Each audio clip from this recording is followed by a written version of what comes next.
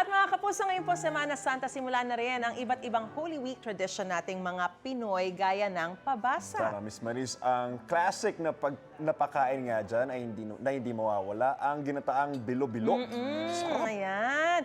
At si Chef JR may special na ihahanda sa atin this morning dahil ang bilo-bilo na ibibida niya may twist. May filling? Uy, Chef, ano yan? nakakatakam. Ngayon ko lang ata narinig yun. Chef, magkano bilo-bilo na yan? Ano may filling? Filling? Brother Anjo, yung may feeling nating bilo-bilo is mabibili as affordable as 145 pesos para dun sa kanilang solo size. At tama po kayo dyan, may feeling na may twist pa yung kanilang bilo-bilo dito. Kaya naman nga po, dinadagsa talaga yung kanilang orders, lalong-lalo na kapag gantong Semana Santa. Kaya yung mga kasama natin dito, busy na. At alam ko yung mga kapuso nating food explorers dyan, curious na rin makita at matikman or matutunan paano ba ginagawa to. Kaya wag na natin patagalin to. Tawagin na natin ang ating kaibigan, Ma'am Nors. Good morning, Ma'am. A blessed morning po. So, Ma'am, dati nag-umpisa lang kayong kakanin. Pero ano po yung tawag ninyo sa bilo-bilo ninyo? Binignet. Binignet. Okay, I think ibang salita yun, Visayan ba yan or Ilocano ba yan? Ilocano Ay, suman lang, gayam ko. Tambong-tambong gamin dyan na yan. Tayo, di ba? Tambong-tambong Yun, ganyan. tapos yung iniisip natin dito, bakit po may feeling yung inyong bilo-bilo? Para naman maiba yung lasa. Okay. Yung ube, nilagyan namin ng cheese. Okay, Kasi ito. yung cheese po, medyo maalat. Kontra sa matamis. Okay. Opo. So, Kaya yun po nilagyan namin ng cheese ang Okay. ube. Ayan, So, ganito po. Ayan, tinuturo na rin sa atin. Ganito po siya, ayan. Okay. Tapos bibilugin. Alright. Ayan. O yan, tapos lalagyan natin ng cheese. Ng cheese, opo. Pero generous yung yung cheese natin for a bilo-bilo portion, ha? Opo, opo. So, bibilutin lang natin to, tapos, yung isa pa nating feeling, ma'am, ano pa yung isa nating feeling? Ito naman po yung makapuno. Makapuno. May So matamis. Opo. Matamis at maalat. Medyo Okay. matamis naman po. Matamis Alright. at saka maalat. Yun po yung ginawa naming twist sa bilo-bilo. Para may contrast din, ano? Opo. Okay, tapos ito yung medyo challenging daw po, yung paglagay ng makapuno. Makapuno. Ito po. patingin nga natin, Mama Nors. Ito naman po yung sa makapuno. Ayan. Oh, Tapos okay. bibilugin din po. Ayan. So, ganun lang din talaga. Opo. Ayan. Okay. Ayan po yung naisip naming kakaibang twist. Ayan. Kamusta naman po yung reaksyon ng mga unang nakatikim po nung inyong bilo-bilo with a twist? Masarap daw po. Okay, Ayun, so ang nagustuhan. sabi. Nagustuhan naman po. Kaya ngayon po, medyo malakas po kasi. Tuloy-tuloy po yung inyong- tuloy-tuloy po. Yung normal na araw namin po, nakakadalawang kawali po kaming malaki. Mga more or less, mga gano pong serving yan? Mga 100 na Opo. solo size po Solo yan? size, 100 yan, dalawang. Ngayon, ma'am, pag Sala. gantong Semana Santa, 3 to 4 na tatlong kawali hanggang 4. so times 3 nga, at least yung dinami nung volume na ginagawa ninyo Opo, ngayon, ano? opo, So, chef. partida pa yan, mga kapuso, nagtaasan pa lahat ng presyo ngayon, no? Pero tuloy-tuloy pa rin yung pagtangkilik nila kasi kakaiba nga naman talaga. Opo. Pero, Mama Nors, pakita mo naman sa amin, may kakaiba bang technique yung paggawa ninyo ng bilo-bilo mismo, yung dish itself? Opo. Meron tayo dito ongoing. Nilagay ko na po yung gata, Okay. saka asukal. Alright. Pagkakulo po, nilagay ko yung kamoting kahoy, gabi at saka saging. Okay. Yun po yung unang-una. Bakit po yun yung inuuna nating Yun ilagay? po yung matagal na maluto, chef. Okay. Opo.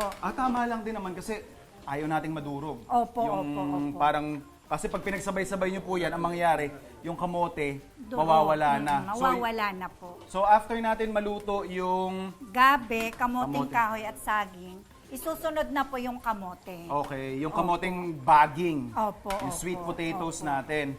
And then, after po niyan maluto, ma'am, kukuluan na natin yan, ano? So, lalakasan na Opo. natin yung ating After apoy. po yan, ilalagay na po yung... Ating pinaghirapang bilo-bilo. Medyo Opo, matrabaho to, opo, ma'am, ha? Opo. Ayan na po. Okay. So, ito yung ating with cheese. Opo. Yung ating ube. And then, yung ating Makapuno. makapuno. Ayan. Ayan. Sabi ko kanina, ma'am, 145 yung ating solo size. Opo. Eh, yung, alam ko may 310 tayo. Anong size po ba yun? Yung sharing po yun, chef. Good for ilang persons Good for po yun? 3 to 4 persons. 3 to 4 persons Opo, yung sharing opo. natin. Opo. Pero meron pa tayong ino-offer na ibang size yan. Ma'am, di ba may 780 pesos tayo na option sa kuha natin. Ano pong tawag niyo doon? Party size po. pang Ayun po yung party pangmaramihan. talaga. Opo. Okay. Mga gaano naman po karami yung makakakain nun, ma'am? 5 to 8. 8 persons. 8 Pero sa persons. nakita ko yung portion kanina, parang kaya hanggang 12. Opo. No? Kaya din po yun. Kaya din po yun, chef, hanggang 12. Sa Okay. party size namin. Itong buong proseso po ng ating pagluto ng bilo-bilo, gaano po siya katagal aabutin yung total na, ma'am? Mga ilang minuto po ito? 30 minutes. 30 minutes. Opo, chef. Okay. Opo. Eh pag ako naman po, o-order ako nung signature ninyong bilo-bilo with a twist. Mga anong oras po ako gaano kaaga pwedeng tumawag sa inyo? Anong oras po ang inyong operating hours? Ang operating hours namin ay 5 to 6. Maaga. Opo. 5 to 6? 5 to 6. 5 a.m. to 6 p.m. Eh ngayon ma'am na triple na yung ginagawa, 5 a.m. pa rin kayo nag-uumpisa magawa o May pumapasok ng 3 or 4 a.m. diba? At least nakakatuwa na Opo. kahit medyo pahirap nga ang ating sitwasyon ngayon, tuloy-tuloy pa rin yung ating pagbibigay ng trabaho sa mga kapuso natin. Tapos, yung mga nananakam at gustong mabalik sa kabataan, di ba? Homey kasi tama sila, Brother Anjo tsaka Ma'am Maris, talagang legendary talaga yung mga gantong pagkain na brings back good memories, ano? Opo. Ma'am Norte. Tapos kayo, galing ng Norte, binitbit nyo rin yung sarili ninyo. Itong bang recipe na to, sarili ninyo o ito rin yung kinagasnan ninyo na gusto nyo lang i-share sa mga... Kinagisnan ko rin po yan Okay. sa aking inang. May binago po ba kayo sa pagluluto na proseso? Opo. Ano Gawa po yun, nung- ma'am? Yung sa twist po. Oh, okay. Kasi nung una po, nung nagluto kami ng bilo-bilo, yung normal lang po, wala pa Okay. pong twist. Opo. Ayan, so ito po yung ating solo. Yan po yung solo namin. 500 Ayan. ml tub. 500 ml. Opo, Okay. ito. Tapos Yung ito naman po, Yung sharing. marami nga ito. Opo. Hindi lang to 3 to 4, ma'am. Parang kaya ito ng hanggang 6 eh. Kasi Yan, syempre chef. yung mga ingredients natin dito mabigat sa tiyan. Opo. 'Di ba? Unless ito lang yung pagkain nyo, pwedeng siguro 3 to 4. Pero pag kulang pa rin yan, ito na nga yung ating Pangmaramihan. Abot nga Party, yan hanggang party to. eh. Party size eh. Ito. Yes. Ito yung party size namin. Abot din po to hanggang 12 pals. Yeah, actually. Opo. Tsaka maganda dito mga kapuso, nakita natin kung paano nila ginagawa. Siyempre, yung kanilang gata dito sila, may sarili silang gilingan dito na Opo, kami opo. kayo dan. Opo, So, kayo rin. freshly squeeze talaga yung kanilang gata dito. And siyempre, titikman natin. Ma'am, sasample lang ko muna ha. Ito yung ating binignit or bilo-bilo. Tambong-tambong naman sa amin to sa norte. Ilocano. Di ba, isuti ayab tayo dyan, ma'am niya. Tambong-tambong. Tambong-tambong or ginataang bilo-bilo with a twist. Teka, hanapin natin. Wala yata ako nung ating... Ito. Ayan. Very interesting. Pero gusto ko yung logic nung bakit kailangang may filling, lalong-lalo na yung sa cheese. Yun, no? Tama-tama. Nakuha ko yung bilo-bilo na may cheese, Mama Nor, ang galing po nung sinasabi ninyo na, kasi syempre heavy yung dish itself, makrema, tapos galapong pa yung gamit natin. So medyo mabigat sa palate. Pero once sa pagkagat mo, nakagat mo yung may cheese, para siyang sumasabog na flavor. Tapos binabalot yung bibig mo in a good way na parang gusto mo pang kumain pa ng mas marami. Ganun yung parang natitikman ko sa kanya. Tapos, ang gusto ko ma'am, saktong-sakto yung tamis niya. Opo. Yung mga ingredients natin, kahit labo-labo yung nilagay natin, iba't ibang klase ng kamote, may baging, may kahoy. Pero yung kanilang sariling character, natitikman pa rin natin. Talagang, sarap. Ultimo yun, yung bite ng kamoteng kahoy, I love it. Talaga. And kudos, kagaya ni Mama Nors na try pa rin ini-innovate yung ating mga nakasunayan at paboritong mga legendary na pagkain, ma'am, no? Opo. Yung mga anak mo, ma'am, paborito rin ba nila itong binignit natin? Opo, sir. Opo, chef pala. Dapat, di ba?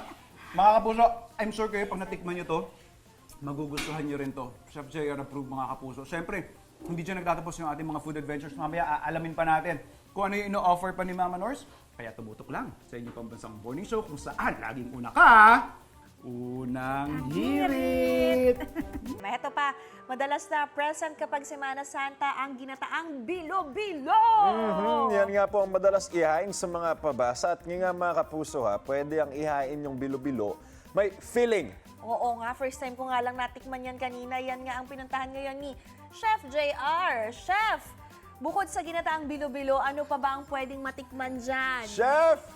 Yan ah. A blessed morning, Brother Anjo. Beautiful Shaira. Marami po tayo dito. May ube tayo ditong biko. Meron din tayong, ito, papakita ko po sa inyo. Dahil yung paggawaan nga natin dito na pinuntahan dito sa Muntinlupa City is a commissary. So ito, ongoing yung pag-pour nila ng kutsinta. Makikita nyo po yan. So, very, ever so delicately niyang binubuhos or pinupor yung mixture nila ng kutsinta dyan. So, mga gaano po katagal niluluto yung kutsinta? 30 minutes po. 30 chef. minutes na isi-steam. Opo, sure. Tapos katabi ni Sir yung ating paggawaan naman ng puto. Yan, nagbubuhos din ng mixture yung ating kasama dito si Ma'am. Ma'am, kayo po nakatoka sa puto station talaga? Yes, sir. Mga ilang pong piraso niyan ang nagagawa ninyo kada araw? Napakadami po, sir. Halos hindi na namin mabilang sa dami po. Libo-libo na po umaabot yan. Lalong-lalo nga po, kagaya ng sinabi natin, ngayong Semana Santa na halos nagtitriple yung kanila po kagaya ng nabanggit natin na ginataang bilo-bilo na kunyari nakaka 100 or 200 serving sila ng solo size. Ngayon, triple na po. Up to 600 batches or portions na po yun ang bibenta nila. At eto sa likod natin is tuloy-tuloy din yung gumagawa. Ito naman yung kwan. Sir, ano po yung nakatoka sa inyong trabaho? Mixture po ng puto. Oh, okay. Kasi I would think kasi na pag gantong malakasan na, instant na yung ginagamit nila. Pero hindi, mano-mano sir yung kwan? Mano-mano. As in, sinusukat ninyo isa-isa yung ingredients ng Yes kwan, po. sarili ninyong puto mixture. Opo. Oh, nice. Ayan, si Kuya, nakikita natin. Sir, mga ganong batch ng ganyan yung nagagawa ninyo kada shift ngayong Semana Santa? Marami sir. Marami talaga, no? Yes, Ganun po karami talagang pag kino-compute nila sa isip nila, nagso-short circuit eh. Pero mga puso, puto station pa lang yan ha. Eto naman, kanina ko pa nakikitang naghahalo talaga, sir. A blessed morning. Ano po yung ginagawa niyo, sir? Morning chef. Ang ginagawa natin ngayon chef ang latik para sa toppings natin. Latik, grabe. Ewan ko lang sa inyo mga kapuso, pero dun sa mga nakaranas po na gumawa ng sariling latik sa bahay, alam nyo kung gaano kasarap sa pang-amoy ang ginagawa na yan. Sir, bakit po natin ginagawa yung latik? Ang latik sir ay para sa toppings natin sa ube, biko, tsaka sa classic biko. Ah, okay. So ito pala yung kinukwento sa akin ni Mama Nors kanina mga kapuso, na actually, itong commissary kitchen na to, tsaka yung kanilang negosyo, in fact, started because of biko latik. Ayan ito yung mga bagay na tinitake for granted lang natin kasi lahat ng bahay sa probinsya, lahat ng lola natin, or lahat ng mga tiyahin at mga nanay natin may sariling recipe ng biko latik. Pero dito, si Mama Nors ginawa itong negosyo at ito na nga po, marami na siyang mga kasama dito sa kanyang commissary kitchen at daan-daan, libo-libong mga kapuso na rin ang ating napapasaya dahil dyan. So mga kapuso, makikita nyo naman yung ating offerings dito. Ayan, saktong-sakto para sa Semana Santa. Choose your own weapon mga kapuso. Ako naman bahala sa ating food adventure.